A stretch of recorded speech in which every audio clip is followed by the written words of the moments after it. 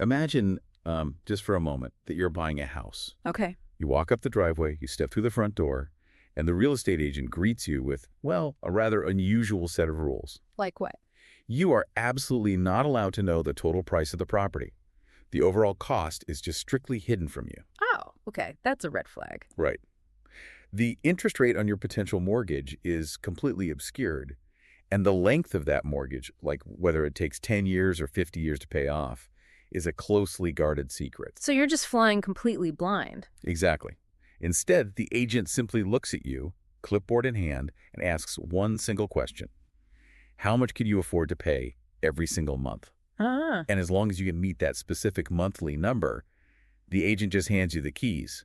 The house is yours. I mean, on the surface, if you were standing in the foyer of your absolute dream home, that proposition might actually sound incredibly convenient. Right, because it simplifies a really complex transaction down to a single digestible digit. But deep down, as you sign that paperwork, you would know you were walking into a profound financial illusion. Yeah. You'd intuitively understand that the architecture of that whole transaction was deliberately engineered to hide a massive, probably crushing financial burden right behind a very small, meticulously calculated monthly frame. Well, welcome to the deep dive.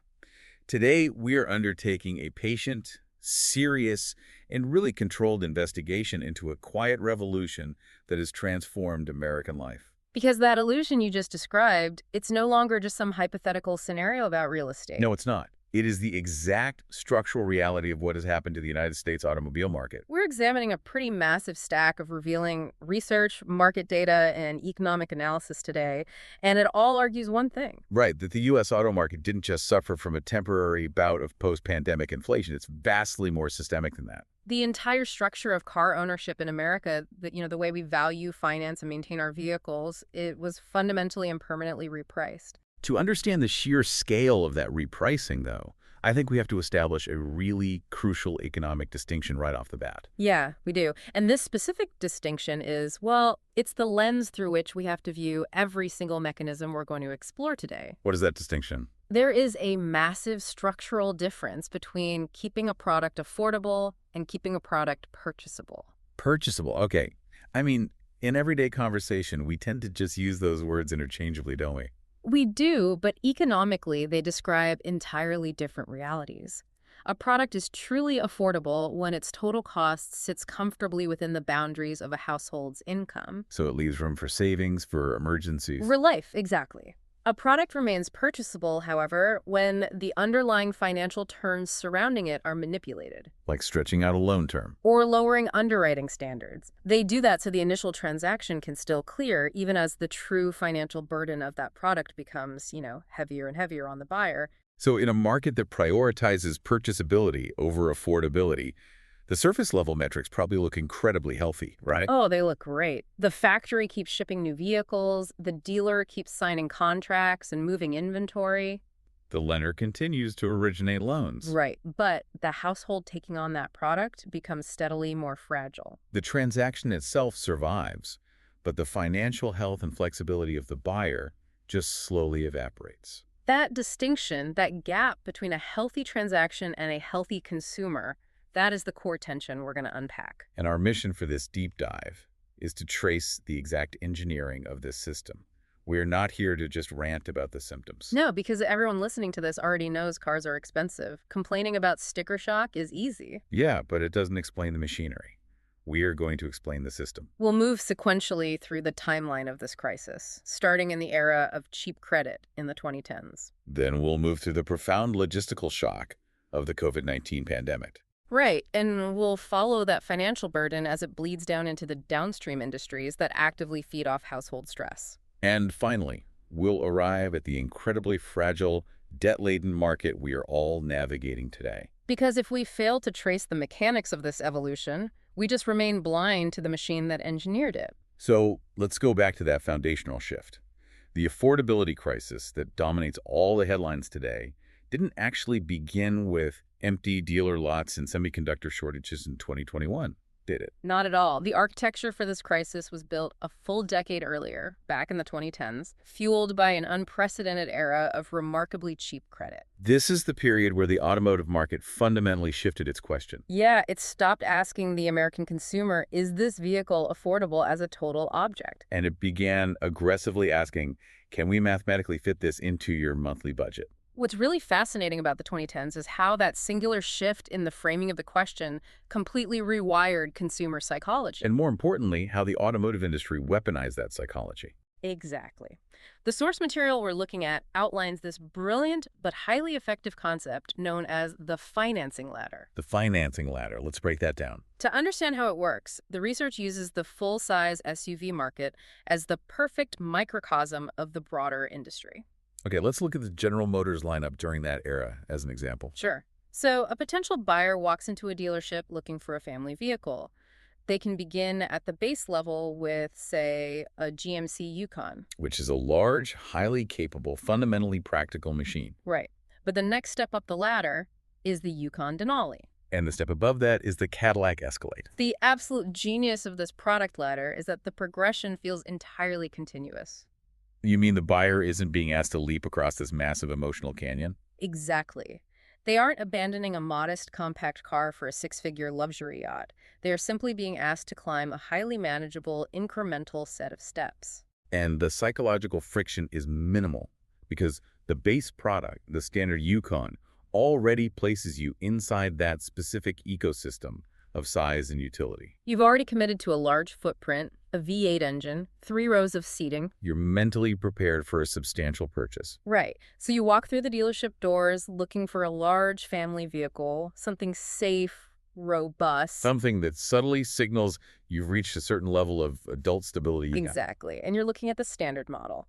But the premium trim, the Denali, is sitting right next to it on the showroom floor. With the upgraded leather, the advanced acoustic insulation, the better infotainment system. And a distinctly more prestigious badge on the grille. Now, in a traditional high-interest rate environment, the buyer would be forced to ask a total cost question. Like, can I fundamentally justify spending an additional $20,000 on a vehicle? Which is a massive mental hurdle. But an environment of artificially cheap credit completely altered the translation mechanism. Because interest rates were hovering near zero. Exactly. So that massive $20,000 difference in the sticker price was seamlessly translated into a mere payment delta. Right. The finance manager doesn't sit across the desk and say, this vehicle costs $20,000 more. No, they say, for an additional $80 a month, we can put you in the Denali. And suddenly, a premium trim package that would normally be dismissed as this extravagant, unjustifiable luxury, it transforms into a highly rational, almost responsible-sounding decision. It does. Okay, let me unpack this for a moment, because I hear the mechanics of the payment delta, but I want to push back a little on the premise that this is inherently predatory or even systemic. Sure, go ahead. Isn't this just consumers freely participating in an open market? I mean, if I value the upgraded leather and the quieter cabin, and I'm perfectly willing to allocate $80 of my monthly disposable income to get those things, isn't that just a functioning free market? I see what you're saying. Why should we view this as a systemic trap rather than just a reflection of consumer preference for nicer things? Well, we have to view it as a systemic issue because automotive financing is not simply a neutral support function operating quietly in the background to facilitate consumer whims. It's more active than that. It is a deliberate, highly calibrated industrial strategy. Product planners, the financial arms of the automakers, the dealership networks, they build these specific trim ladders with the explicit knowledge that cheap credit will anesthetize the consumer against the true price tag. So they recognized early in the 2010s that they could push the total transaction price of the vehicle to unprecedented heights as long as the monthly payment frame remained intact. Precisely. And the result of this strategy was a quiet revolution in auto manufacturing. Because the premium trim, like the Denali, went from being a niche luxury indulgence reserved for a tiny subset of wealthy buyers To becoming the actual center of gravity for the entire market segment. the center of gravity, meaning the manufacturer's business model fundamentally relies on the higher trim. Right. They aren't actually hoping you buy the base model at all. The base model exists primarily as a psychological anchor then. Like, the bait to get you into the showroom so they can begin walking you up the ladder. The base model initiates the conversation, yes, but the financial architecture is entirely designed to elevate you to the premium tier. And this dynamic is critical because it allowed immense aspiration to hide comfortably inside utility. Exactly. You aren't purchasing a decadent, impractical sports car that sits in the garage 6 days a week. You are purchasing a necessity. You're buying a vehicle to transport your kids to school, to commute to work in the snow, to manage your daily life. It just happens to be a wildly expensive, luxury-appointed version of that necessity. So the era of cheap credit allowed the automotive industry to discover precisely how much more expensive a necessity-coded product could become before the American consumer finally walked away. And once the market learned that consumers would consistently say yes to the next run on the ladder because the monthly payment delta made the leap look painless, the price floor for the entire automotive category began to rise permanently. Wow. So the availability of cheap credit didn't just facilitate easier purchases.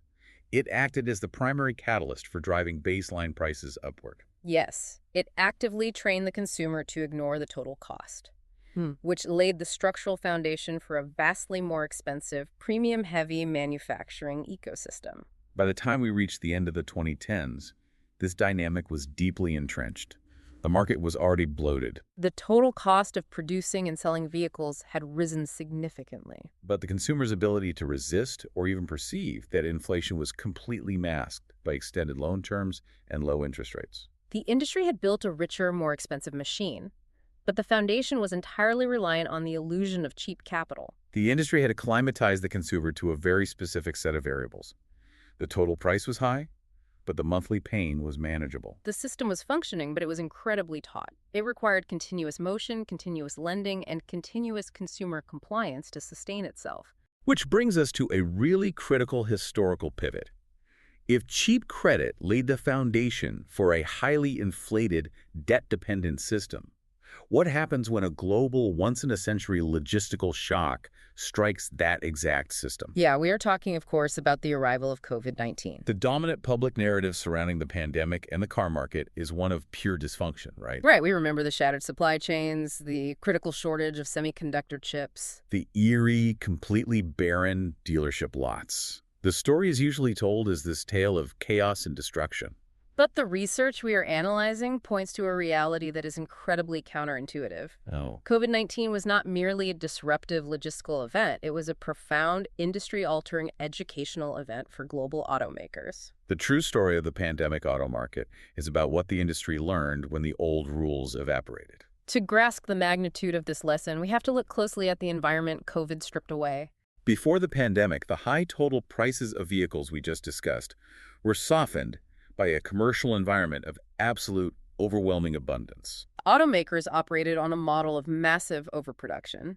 Dealerships held vast, swollen inventories, often measuring their stock in hundreds of days' supply. Because there was always an excess of vehicles, there was always a discount. The market relied heavily on manufacturer rebates, cash on the hood, 0% financing promotions. Aggressive end-of-year clearance events. Right. The sticker price, the manufacturer's suggested retail price, or MSRP, was undeniably high, but the final out-the-door transaction was almost always heavily negotiated. It was a mass-market bargain culture. Before 2020, paying the actual sticker price for a standard mass-market vehicle was widely considered a failure of negotiation. Oh, absolutely. The MSRP was essentially an opening bid. It was a fictional anchor from which you were expected to negotiate downward.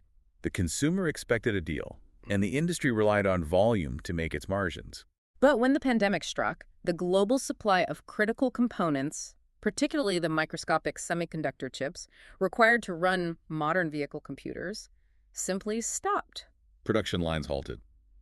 Inventory collapsed from a multi-month supply down to a matter of days. Scarcity replaced abundance literally overnight. Suddenly, buyers were no longer wandering a massive lot, choosing between 20 identical silver SUVs and leveraging one dealership against another. No, they were fighting over the single silver SUV that was still in transit on a delivery truck. And in that environment of extreme, undeniable scarcity, the entire architecture of historical discounts and incentives vanished completely. The American consumer was suddenly forced to confront the harsh, unvarnished reality of these highly inflated sticker prices. Often accompanied by thousands of dollars in arbitrary dealer markups. And the industry watched really closely to see how the market would react to this. And the reaction was staggering. People still bought the cars. They paid the markups. They paid the unvarnished sticker price. Because fundamentally they had to. The industry learned a dangerous, highly lucrative lesson. They discovered, almost by accident, that selling significantly fewer cars at vastly richer, undiscounted prices could produce a profoundly profitable business model. The research text identifies this specific realization as the shift to a lower volume, higher dollar regime. Manufacturers realized they no longer needed to aggressively overproduce vehicles, flood the dealership networks, and then essentially bribe the consumer with rebates to clear the excess inventory. Dealerships realized that a lean supply model where they held massive profit margins on every single transaction was far less exhausting and far more lucrative than the relentless low-margin volume grind of the previous decade. Let me offer an analogy to sort of ground this. Yeah, please. Imagine a local restaurant owner who, due to a sudden municipal health mandate, is forced to cut their dining room seating capacity in half. Okay. Initially, the owner panics, assuming their revenue is going to be destroyed. So in a desperate bid to survive, they decide to double the prices on the menu. To their absolute shock, the smaller crowd still shows up.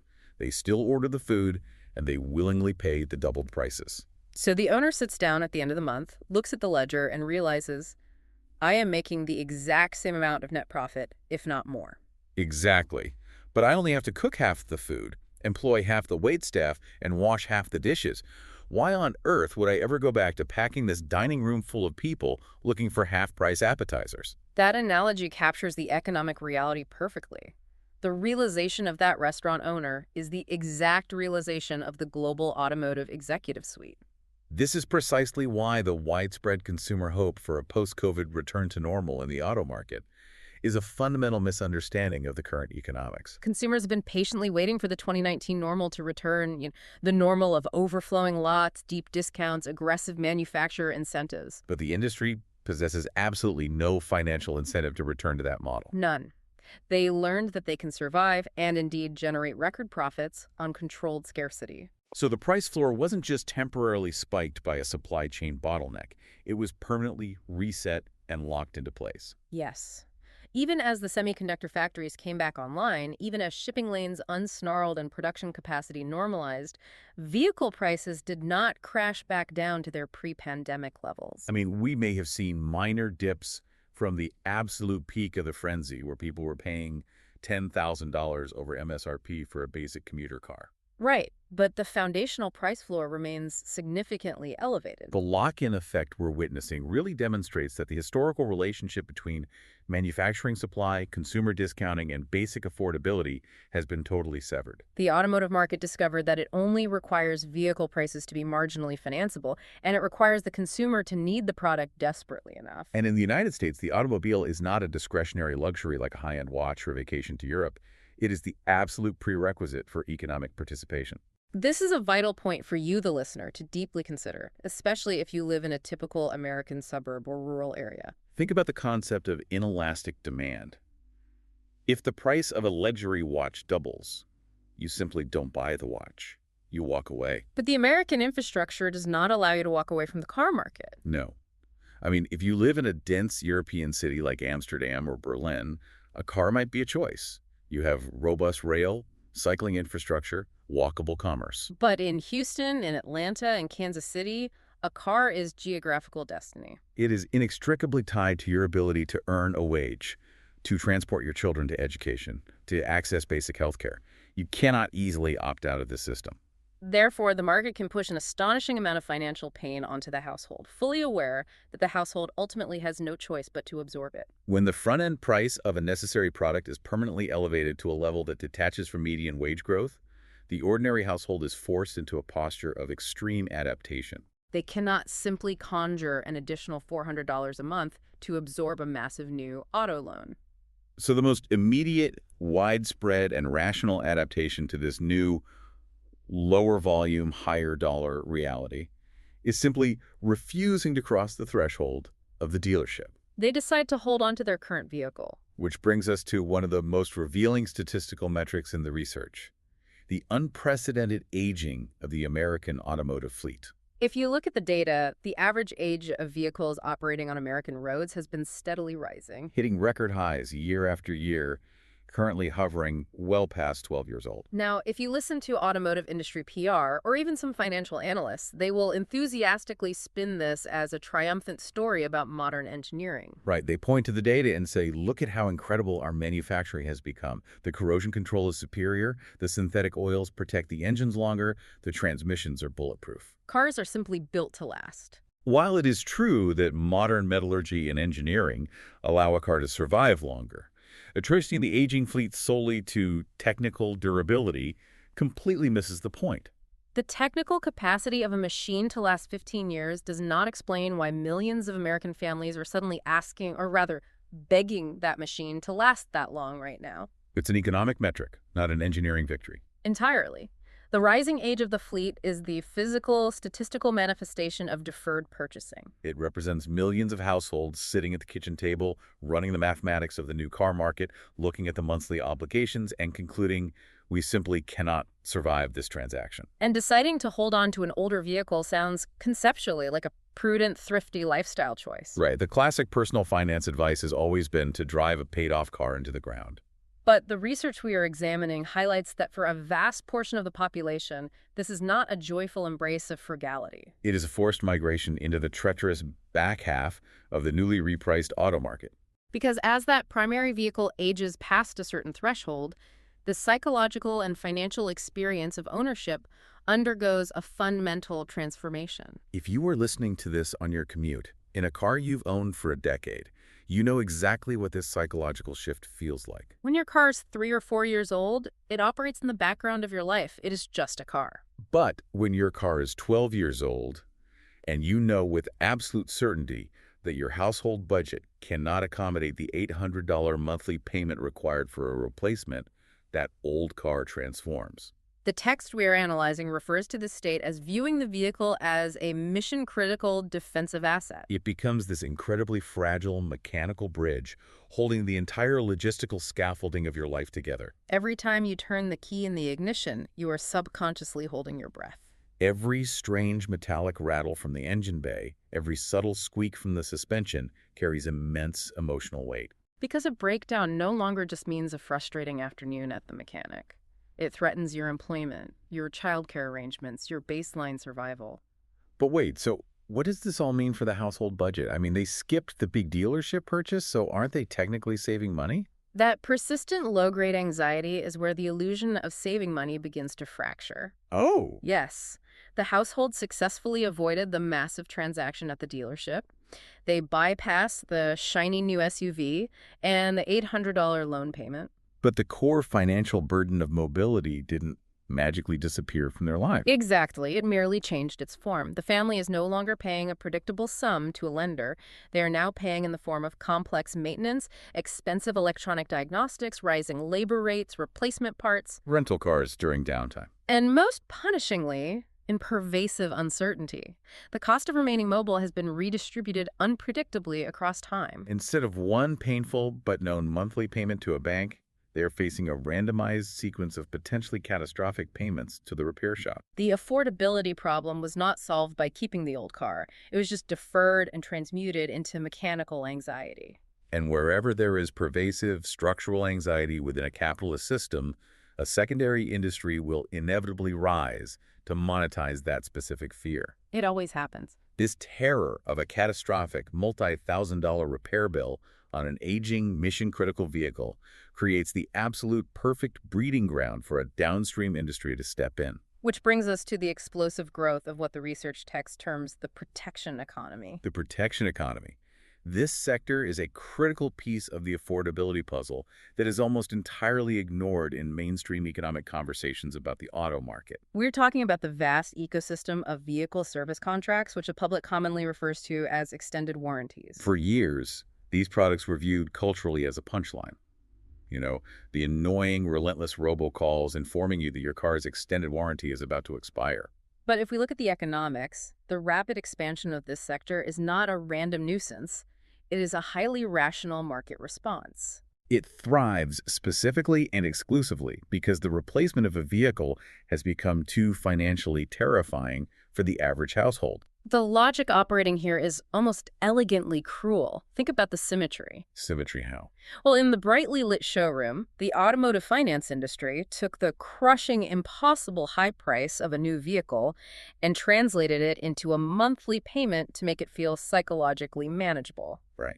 In the aftermarket, the protection economy utilizes the exact same financial grammar, but they apply it to fear. Oh, wow. They take the terrifying, paralyzing possibility of a $4,000 transmission failure, and they translate that risk into a recurring monthly subscription of perhaps $150. It is the exact same mechanism of translation. You convert a massive, unpredictable financial shock into a smaller, highly predictable monthly charge, and you sell that predictability as relief. We must be clear, though.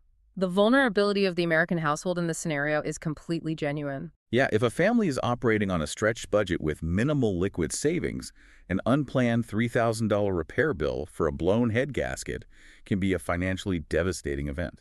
It can trigger a cascade of missed rent or credit card defaults. Therefore, the desire to hedge against that risk is entirely rational. But that profound vulnerability is highly monetizable by third parties. The research highlights how this specific industry operates beautifully at the intersection of genuine consumer need and persistent, deliberate confusion. Because state and federal regulators are constantly issuing warnings about the blurry, intentionally obfuscated lines between an actual manufacturer-backed warranty and these third-party vehicle service contracts. The marketing tactics are aggressive, often arriving in the mail designed to perfectly mimic official correspondence from a dealership or a state motor vehicle department, complete with warnings of final notice. And this confusion is a commercially powerful tool. When a consumer is terrified that their aging car might bankrupt them, they are not sitting down with a magnifying glass to read the fine print of a 40-page legal contract to determine if a specific engine seal is excluded from coverage. No, they are simply trying to purchase the illusion of safety. They are purchasing emotional peace of mind regardless of the actuariat's value of the contract. Look closely at the profound irony of the household's strategic position here. Here's where it gets really interesting. Yeah. The family made a deliberate, ostensibly responsible choice to hold on to their older car, specifically to avoid the trap of a monthly car payment. But because the broader market has rendered replacing that car so financially terrifying, the old car itself has become a platform for an entirely different set of monthly claims on the household's cash flow. The family is now paying a subscription fee just to manage the anxiety of owning the asset they technically own outright.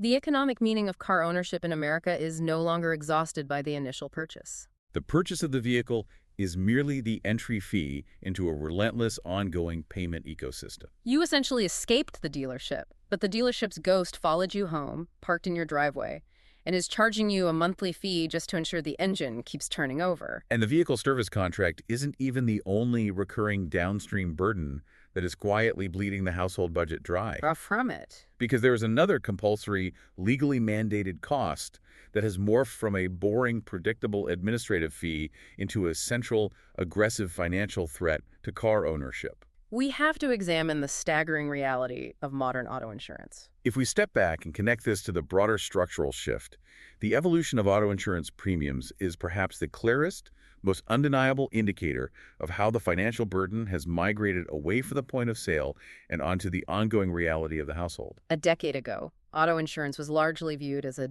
dull secondary cost. It was an annoyance, certainly, but it functioned as administrative gravity. You budgeted $100 a month, you paid it, and you forgot about it. The emotional and financial center of the automotive market was always the vehicle itself. Today, auto insurance has transitioned from a background side cost to a central, dominant threat. The cost of the premium is now actively dictating whether a household can physically afford to keep the car they already possess. So why this sudden, massive, seemingly disconnected spike? I mean, is this purely a matter of corporate greed and algorithmic pricing?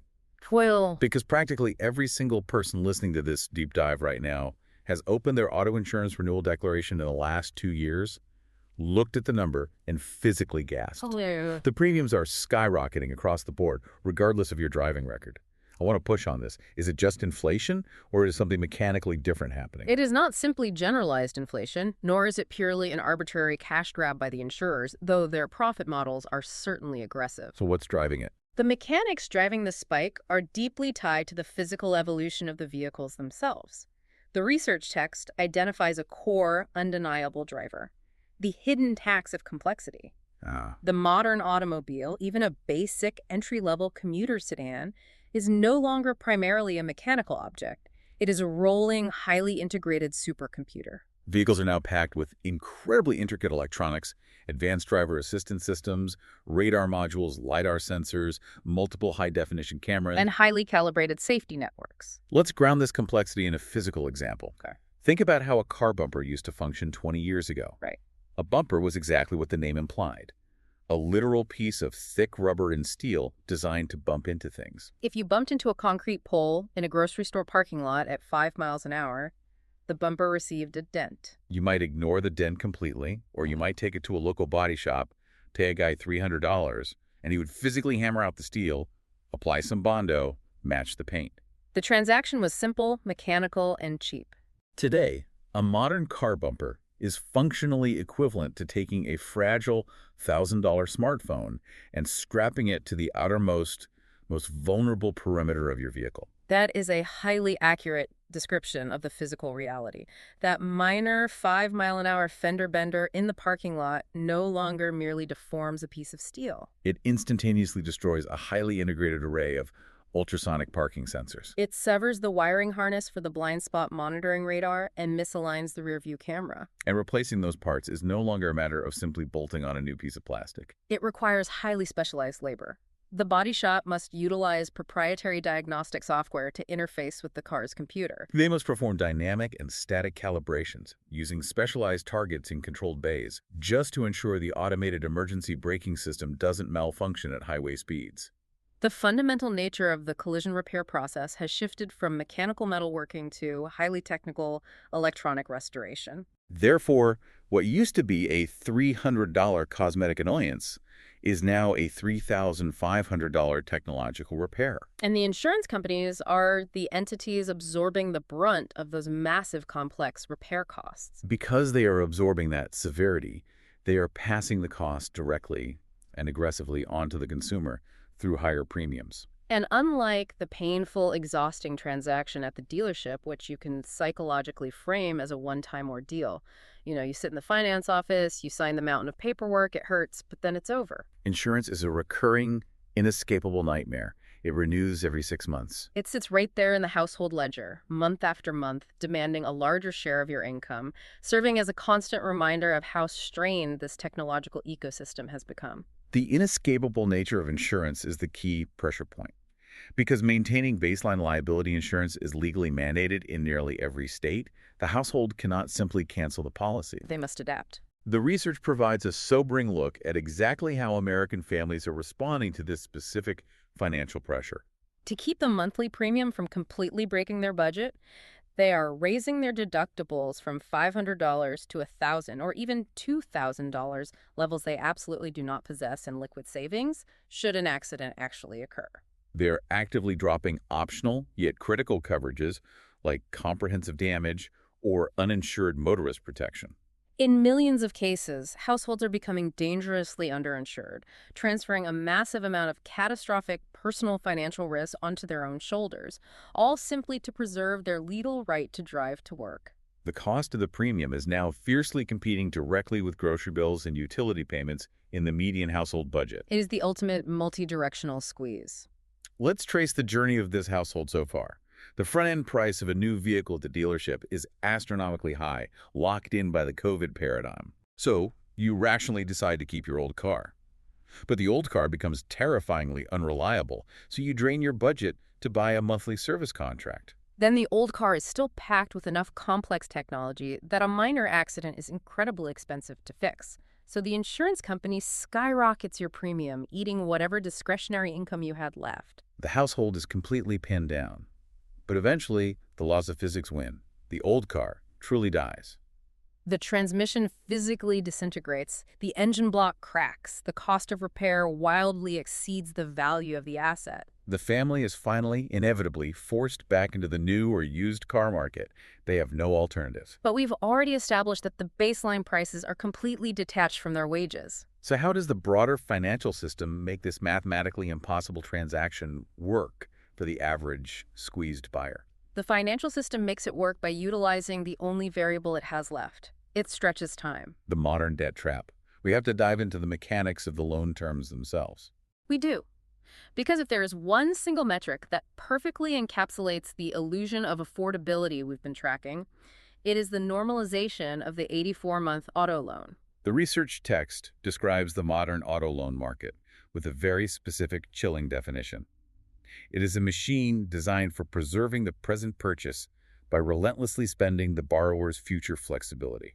If you tune into financial news networks, you will frequently hear analysts confidently declare that the automotive market is normalizing, that vehicles are becoming affordable after the post-COVID reset. They point to slight ticks in wage growth and a plateauing of sticker prices, and they declare the crisis resolved. But the data we are analyzing aggressively debunks this narrative. What the media calls normalization is actually just a desperate habituation to financial pain. The only mechanical way these massive inflated purchase prices can physically fit into a median household's monthly budget is because automotive lenders have aggressively normalized extremely long-term lending. The 84-month loan, which is 7 full years of payments, is no longer an outlier for bad credit risks. It has become a standard, highly promoted offering. 7 years for a rapidly depreciating asset. Let's just pause and think about the sheer mathematical arrogance of that structure. Right. An 84-month loan fundamentally assumes that a family's financial and personal life will remain perfectly static, perfectly stable for 7 continuous years. Yeah. It assumes that absolutely nothing will go wrong. The idealized fictional scenario of a 7-year amortization schedule assumes an impossibly pristine reality. It assumes the primary breadwinner will never lose their job or face a reduction in hours. It assumes the family will not experience a massive out-of-pocket medical emergency. It assumes they will not need to relocate to a different state, that their family size will not unexpectedly grow, requiring a different type of vehicle. And crucially, it assumes the car itself will never be involved in a major collision. But reality is profoundly dynamic and chaotic, and automobiles are depreciating assets. They lose value the second their tires touch the public road. When you combine a massively inflated initial purchase price with a 7-year amortization schedule, you are deliberately building a structural equity trap. Because the loan term is so long, the monthly payments in the first few years are overwhelmingly dedicated to paying off the front-loaded interest, not the principal balance. The borrower is paying down the actual debt so incredibly slowly that the market value of the car drops exponentially faster than the loan balance decreases. We have to explain the math of this because this is the specific mechanism that ruins people. This is the arithmetic of negative equity, commonly known as being underwater on your loan. Let's walk through the numbers. Okay, you buy a car, and 3 years in, you still owe $30,000 to the bank because your payments have mostly gone to interest. Right. But the car, having aged and added mileage, is currently only worth $22,000 on the open market. Exactly. So you are $8,000 underwater. So what happens in year 4? When the chaotic reality of life finally arrives? The family has another child, and the sedan is too small.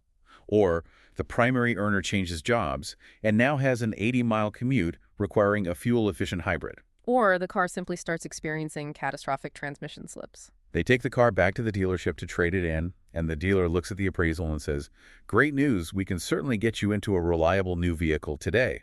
However, you currently possess $8,000 of negative equity.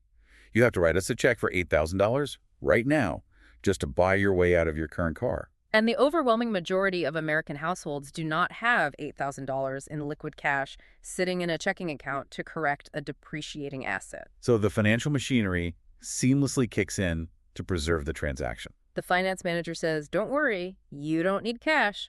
We will simply take that $8,000 of old, dead debt, and we will roll it directly into the principal of your brand new 84-month loan." I have to stop you there and push back on the viability of this entire ecosystem. Okay. Wait. If thousands of dealerships across the country are routinely rolling $8,000, $10,000, sometimes $12,000 of old debt from a dying car into a new 84-month loan for a new car, isn't the entire system fundamentally broken? It sounds broken. How is this structurally different from a Ponzi scheme built on mid-sized stands? Uh, The loan-to-value ratios must be insane. Why are banks underwriting loans for 120 or 130% of a depreciating asset's true value? Why isn't Wall Street panicking the way they did with subprime mortgages in 2008? That is the essential question. It forces us to define what we actually mean when we call a market functioning. Okay. The expert analysis in the text makes a vital distinction here.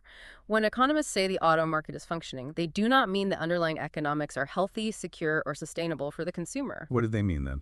They simply mean the financial machinery has engineered a method to successfully transport the imbalance forward in time. Transport it for. Wall Street mitigates its panic through the securitization of these loans. They bundle thousands of these auto loans together into asset-backed securities, tranche them by risk, and sell them to institutional investors globally. The risk is dispersed. The lender is willing to finance 130% of the new car's value because they are pricing the high interest rate to account for the risk, and they intend to sell the loan off their books anyway. The transaction clears, the factory records a sale, the dealership makes a profit, the financial architecture survives. But what happens to the consumer? The borrower is handed what the research calls a narrower escape each time they utilize this mechanism. Every single time they roll negative equity forward, they're amplifying their baseline debt burden. Their equity position worsens mathematically, their monthly payment swells to absorb the phantom debt, and their absolute capacity to survive the next inevitable life shock diminishes. They are literally trading tomorrow's survival for today's mobility. They get to drive off the lot today, maintaining their ability to get to work, but they are functionally chained to an escalating mountain of debt for the next decade. But of course, the mathematics of debt are unrelenting. Eventually, you run out of tomorrows. You cannot roll $10,000 of negative equity into new loans in perpetuity. The math eventually snaps. Exactly. What happens when the borrower finally hits the absolute wall? What happens when the financial machinery looks at the credit profile and says, no more, and the compounding monthly payment finally breaks the household's ability to pay? When the Mac finally snaps, it brings us to the dark end of the line. The violently fast stress cycle of delinquency and repossession. When the American public thinks about structural debt crises, our collective memory naturally defaults to the 2008 housing crash. We envision foreclosures. But it is critical to understand that auto finance operates on a fundamentally different and far more brutal timeline than the housing market. Let's break down the mechanics of that timeline. If a family experiences an income shock and misses a mortgage payment on their house versus missing a payment on their car, what is the practical operational difference in how the financial system processes that distress? Housing distress is heavily characterized by systemic legal friction. If a household falls behind on a mortgage, there is a massive apparatus of protocol. Mandatory written notice periods, legally required grace periods, Mandated mediation attempts, and ultimately a long drawn-out judicial foreclosure process that must be processed through the court system. A family in severe distress can often physically remain inside their home for months, and in some states, well over a year, while the legal machinery slowly grinds forward. They are granted a runway to try and secure new employment or negotiate a modification. Auto repossession, by stark contrast, possesses almost zero judicial ceremony. The collateral is mobile, and the technology of retrieval is ruthless. If you default on your auto loan, the process is alarmingly swift. Modern repossession heavily utilizes automatic license plate readers cameras mounted on tow trucks that passively scan thousands of plates an hour, cross-referencing databases of delinquent accounts in milliseconds. Lenders frequently require the installation of GPS kill switches in the vehicles of subprime borrowers, allowing the bank to remotely disable the ignition if a payment is 3 days late. A tow truck can back into your driveway at 2 in the morning, silently hook up the vehicle, and vanish within 60 seconds. The speed of the loss is staggering. And the cascading domino effect of that sudden loss on the family unit is devastating.